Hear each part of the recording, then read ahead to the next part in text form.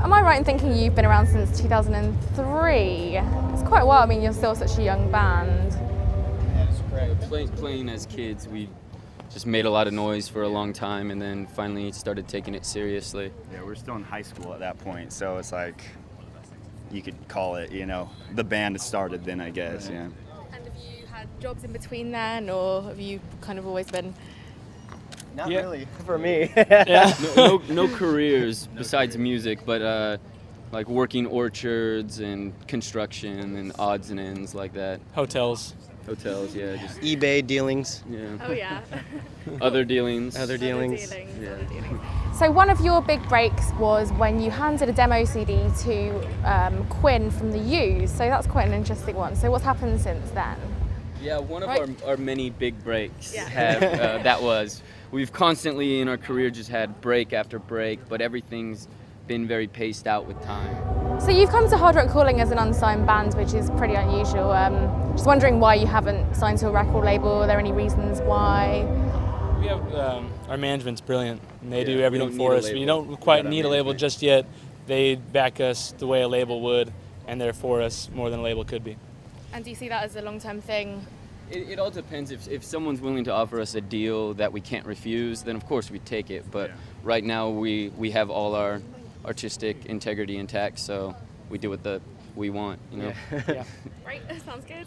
And you guys have expanded as a lineup over the years. Are there any plans to make it bigger and bigger and bigger as you go along? No, I think Definitely we're gonna try and We're stick gonna right here. downsize, actually. Yeah. Some people everyone's gonna stay in the band, but some people might start staying. Yeah, at we're home. all secretly hoping one of us dies so that we can have a little more room in the van. Oh, I'm the only one that's hoping. Yeah, for that's just you. I mean, you're kind of hoping for the I'm planning. 27 thing Planning. because you want to be Kurt Cobain, but Wow, I don't know what to say. That's kind of randomly a bit. yeah, it was kind of brutal. Yeah, exactly. I know. Yeah, We exactly. need a tragic accident every so Oh, I don't think so. I don't think Yeah.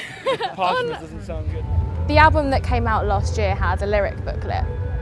So I take it that you think that fans holding something that they can touch is quite an important thing to them. Do you prefer to download or buy CDs or records? Yeah. Definitely. Yeah, that was a big focus.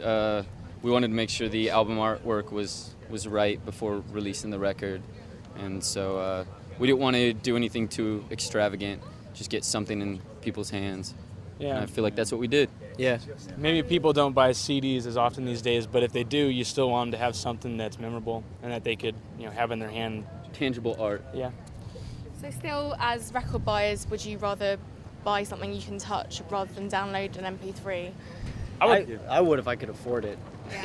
I would love to be buying vinyl all the time, but Yeah. it's so expensive and I don't even have a player, but CDs are kind of, it's rather download off iTunes these days. Okay, cool. And what are your recent favourite albums? Let's go through this one by one, so let's start over here first. Recent, probably the new Elbow. Let's Build Rocket Boys. Yeah, Really good. cool. Mine would probably be the New Explosions in the Sky. Oh, ooh. I would probably have to say That is what I was last listening to. current. Does it have to be current? Not Yeah. really, not really. Does everyone come back? Okay. I'm enjoying the new Fleet Foxes album. It's really good. The National High Violet. Yeah. That's been one of my favorites. The new Arcade Fire, The Suburbs. And then I'll do the National Boxer. Boxer. All kind of really different albums to what you guys sound like. That's really interesting, Yeah. actually. Yeah. So, like, generally, would you say you've been brought up on music that sounds more like the stuff that you're creating, or has that just come from somewhere else? I don't know. I don't know if we know what our sound sounds like, so it's kind of hard to say. I mean, I don't think. For us, there's so many people involved in making the music. There, think obviously, we Yeah. just we all have such different influences, and they're obviously always changing. So we can't help but make the music we make. It's nothing that any of us would make alone, Yeah. but collectively it turns out to be what it is. Exactly. And I think when we were younger, we were into like heavier stuff. Like we loved Smashing Pumpkins, At the Drive-In, Nirvana, things like that. They were a little more raw in your face. which we still love now. Yeah. Yeah. But And I think like live too. That's we have a very energetic show, so I think that kind of comes through in the music writing process as well. Yeah. And do you ever have days when you kind of feel like you're better on stage than others, or is it always kind of...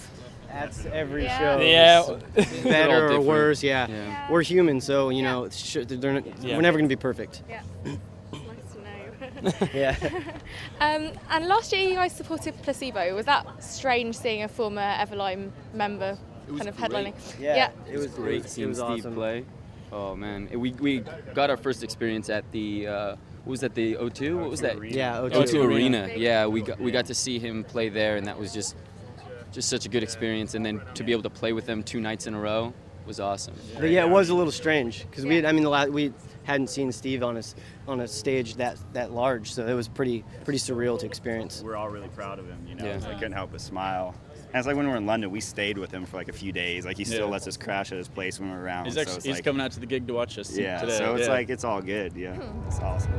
And what was the first festival that you ever went to as a child?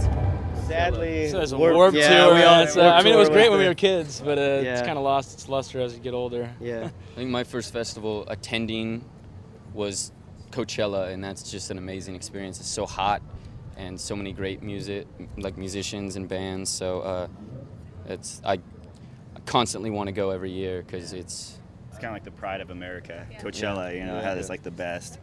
So it's amazing. It's so good. And do you notice a difference between like how the way the UK sees festivals? I guess there's a lot more in the UK than there are in the US. Is it different? so much more. Is it different to play in the UK then because of that? They're much higher quality in the UK. personally, There's- I feel that the US festivals try to take too much on, and they try to have too many stages Yeah. and just too much going on in general, just with everything, too many bands. And in the UK and Europe, it's really focused, and they Yeah. make sure that each band gets recognized. Yeah, it seems like in the States it's quantity over quality, but here it's it's vice versa. So Have you, really nice experience coming here. have you played South by Southwest? We have Yes. twice. Yeah. And that's the ultimate That's extreme. it's just a lot of fun just to be Whoa. there as a band. I mean, everyone walks around and drinks and has a good time, hanging out with other bands and watching bands, and you discover people you would probably never heard of before. And it's at South by Southwest, people are there to just have fun. So as long as you put on a good show, people will enjoy your band. Just pretty enjoyable. And Austin, Texas is an amazing place in general. So whether it's South by Southwest or just you're there, there's an energy that can't be denied. Yeah, you can't deny the food carts as well. Late night food carts is so Yeah, good, very so cheap. good. And what is the best gig that you've ever played at Evaline? You might disagree on this. I don't know. Yeah, Maybe we'll you. probably have different answers. Oh man, best gig. I feel like yeah. some of them Yeah. just We happen. played a show where we literally got there late because we were stuck in traffic, and when we got there, we had to throw everything on stage in like 10 minutes, and we ended up playing so well. Maybe one of the best shows we ever performed. The crowd, yeah, it was an anger, Yeah, frustration kind of performance. We actually watched someone die on the freeway Yeah. on the way there. So There was a wreck, and it was deadlocked traffic for about 2 hours. 2 people died. They had to haul a bunch of people off. It was a grim day, but we put it all into the show, so Yeah. it was fun by the end of it. Like we literally pulled up going the wrong way down a one-way street, just speeding down, and somebody just like waved us over to a spot, and it was just like boom in. Packed Play. house. Yeah, already. it was But crazy. I feel like that was a show where we had a lot of energy, and then the crowd reciprocated that as well. Well, that's hard to get a lot of times for us. A lot of times when we play, the crowd can't help but stand there and stare and What the hell is going on? like there's watching And do you mean like not move? not move, just Yeah. stand with their mouths open. What are they doing? And What's wrong I don't with know these what that's people? about. Yeah, maybe I don't Good know, or but bad thing. Yeah, I it don't know could if that's be a good or good or bad. bad thing, but That's what we're hoping. That's what That's we what we're tell hoping. ourselves yeah, that's what we tell afterwards. ourselves. yeah. They just liked it so much they couldn't move. Yeah. Thank you so much. Thank you. Thank you. Cheers.